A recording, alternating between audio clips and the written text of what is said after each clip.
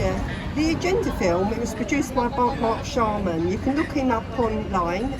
He's a well-established media man. He worked for Sky, Channel 4. He came out the system I think about 6 years ago. But he's produced this film with Oracle Films. It goes through the whole agenda, really worth looking at. It's 2 hours long. You can watch it in chunks, if but it's really useful. Pass it on, please. We need to know about these things. Right, so that video there is from Colchester Council outside Colchester Town Hall yesterday. I finished my gym session. I was parking up on the street probably around 5:30 and decided to walk out to get some cash out of the one of the banks. Went to Santander, wasn't available, so walked a bit further up to whichever one it is next, and noticed a little gathering going on outside the town hall. So I decided to take a walk over, and I recognised the fella handing out leaflets. He was handing out little leaflets for Colchester Council Watch, I think it's called, the YouTube channel. And yeah, the thing is, it's quite strange how we bump into each other, because the first time I met them was August 23 in Clacton. Then I met them again this time last year down the police roundabout, for anyone who knows the city nowadays. And obviously that video is somewhere amongst all the videos I've made. It's quite interesting to hear that they're gaining more support now. I think they've tallied up about 600 people beeping in support, a couple of people giving middle fingers, but a very small handful in comparison to the early days, which would be a couple of years ago, where the narrative was much more towards not believing any of that stuff. And I think people are seeing the steady decline of Colchester alone. I mean, everyone knows the whole country is heading into a mess. I mean, even right now, as I make this video, there's a bit of a demonstration going on down in Epping, at the Bell Hotel. Long overdue. I think people have finally had enough and are protesting against that. Now, the remaining video footage, if I'm brutally honest, I sat up the top and I couldn't really hear much of what was being said. There's a couple of things I can bring up. Like, the first thing was about the Holocaust. I don't know what that was about. Something to do with, I think someone had made comments that have been called usual, anti-Semitic. And the only thing I'll bring up about the old, that event, well, it's been made illegal to question in a lot of countries throughout Europe. So if it's that rock solid and watertight in its narrative, then surely you shouldn't have to imprison people who question the narrative. Also, I've been to Auschwitz. I wanted to see it with my own eyes, and a lot of things make sense. That they were shaving their hair because of disease, lice. They were given uniforms again because of disease. The pajama uniform. By the time the Allies got there, they've been bombing the shit out of the transportation network to get resupplies to them. So no wonder they're all starving and gaunt, because obviously you couldn't get any food to them. And also the demographic involved, they've been kicked out of Europe 110 times over their history.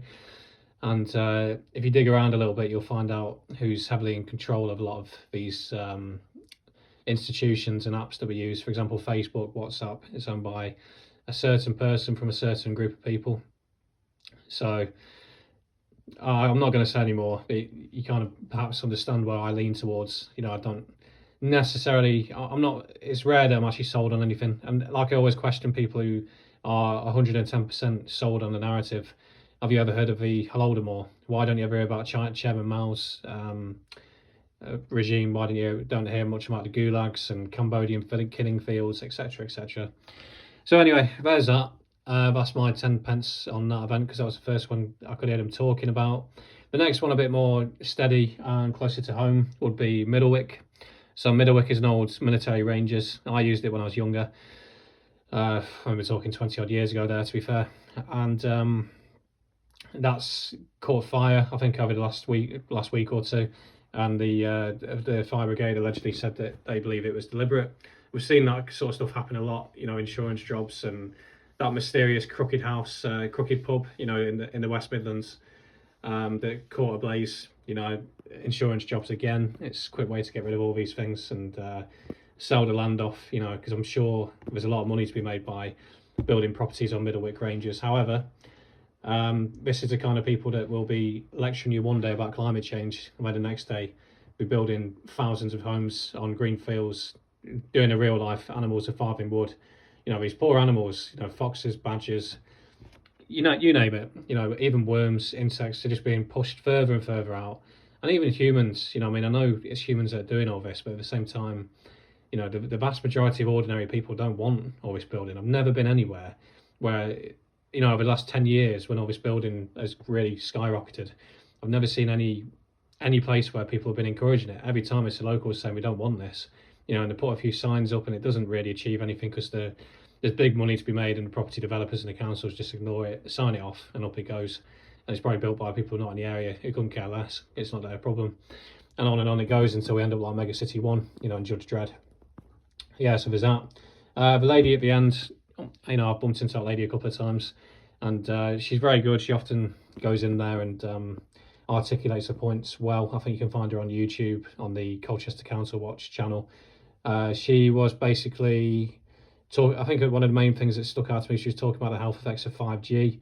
I mean, it's open to debate, obviously, but one thing I was only thinking today, I often get a lot of headaches these days, particularly if I'm around EMF technology, whether it's Wi-Fi routers or mobile phones, for example. If I'm around them too long, I start getting bad headaches.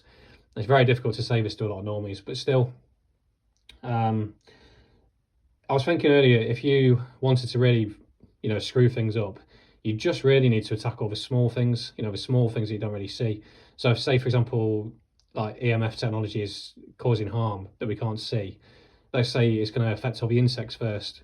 So you affect all the insects, the birds lose their food, the bees can't pollinate like they did, and obviously that affects the flowers, which affects the birds again. You know, that's the beginning of the food chain being screwed up. Next would be brain cells. You know, if you're attacking the small things, rather than attacking your human body big time, you go for the brain cells, and also you go for the sperm.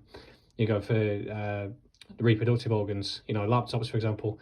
Never put a laptop on your groin area because it's emitting radiation from the bottom.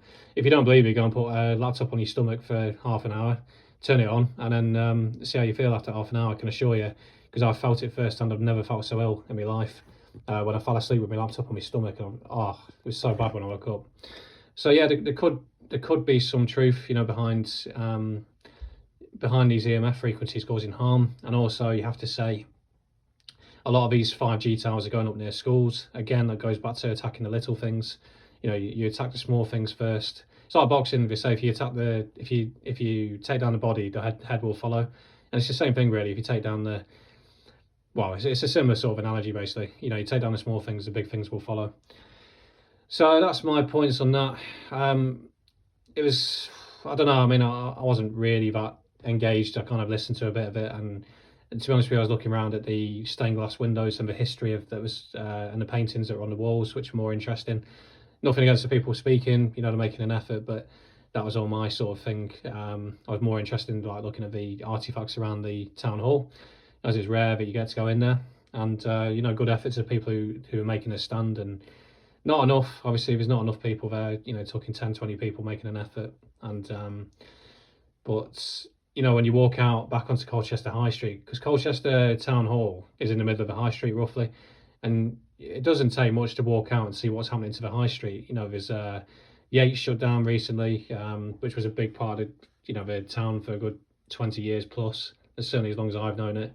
M&S is shut down. You know, you literally walk out, and last night in particular there was like piss heads and maybe the druggies, but at least definitely piss heads, you know, literally lying in the floor, like some of the things you see in Charlie Beach's video.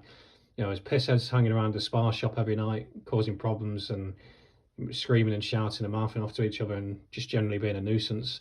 You know, almost has a look of like the videos you see of Philadelphia or some, you know, American dump these days, unfortunately. Yeah, I mean, Colchester, someone was asking me the other day, like Colchester or Derby, which would I pick? And I would always say Colchester, definitely. You know, it's still a lovely town, particularly during the daytime, you know, but I sit and watch from time to time, and I can see the demographics are shifting massively now. And there's a lot of strange people knocking around as well. A lot of people with mental health problems walking up and down the high street, muttering to themselves and screaming, even shouting to themselves sometimes. So, I mean, my point being is all these councillors would really have to do, if they cared, maybe some of them do, but you don't have to go far. Just walk outside, walk up and down the high street in the evening, and see the world for what it is. You know, the gangs of Deliveroo drivers loitering around all evening. you know, gangs of foreign men just up and down the high street, you know, in their own language. 20 years ago, the demographics of Colchester must have been, I don't know, 95% white British maybe, and now it's got to be around, I don't know, 60-40 maybe, something like that, 40% ethnic minority, if you want to call it that. So I don't know, it's heading, you know, like many places across, you know, the East End of London have ended up, and it ain't heading to a good place, you know, and particularly the generation coming through now. I was only chatting to a couple of young ladies last night, not in that way, but we were just chatting, and you know, they were from Eastern Europe, Central and Eastern Europe, and they say it's better over there than it is over here. The only thing that's good over here is how much money you get, but you know, we've got elements of first world and we've also got elements of third world now. So yeah, I think I've said everything I can think of, and yeah, so the video footage is just a few snippets of what went on inside. If you want to watch the full videos and audios, you know, you can find it on Colchester Council or Colchester Council Watch.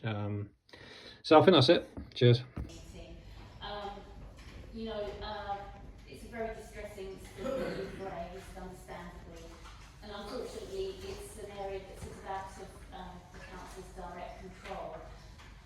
But you know that it's something that we would be happy to help raise with someone like the local MP, Pam Cox, but it does also relate to areas under the council leaders portfolio as well. But I did speak because I want to follow up. I know you have been along quite a few times now to raise different issues, and as that relates to my portfolio, I'd like to come along and discuss those more fully. Thank you very much. St Nicholas Square development, I think all involved can take great pride in what's happened there. My concern, Mr Mayor, is that you were snubbed. You were not invited to be there. You were not invited to do the official opening of the council, and also being a member of Parliament, and also being mayor. And the mayor, of course, is the first citizen. The mayor should always carry out, in my opinion, the opening of council buildings developed for it. And that's Elfrida House on Shrub Estate, the new Elfrida House, Elfrida being the mayor, Elfrida Sanders in 1953. And I was surprised to see that the mayor, the then mayor, didn't carry out the undertaking of the official opening. As far as I'm aware, every other council on that occasion. And I then go back close, and I was there. 2017, but there is no evidence. A fire inside the fenced area in the gorse last year should have been a warning to the MOD, but went unheeded. The spread of recent fires in this area, including the large one on Saturday evening, could have been prevented by fuel breaks and removal of older and dead gorse. Political correctness uses fear of judgment to apply social pressure to encourage inhibition of self-expression. If you resist that, the censorship industrial complex is there for backup, as we see. Beloved David Bellamy, after suggesting man-made global warming is poppycock, a problem that doesn't actually exist, which no amount of tax will do anything to change, the work dried up. His opinion was not allowed to be available to the public. Censorship does occur, as we have seen both in full council, and I postulate the reason why the gentleman was shut down was because he was highlighting and bringing evidence to the malfeasance in public office to the way in which the council is behaving. Thank you. Absolutely.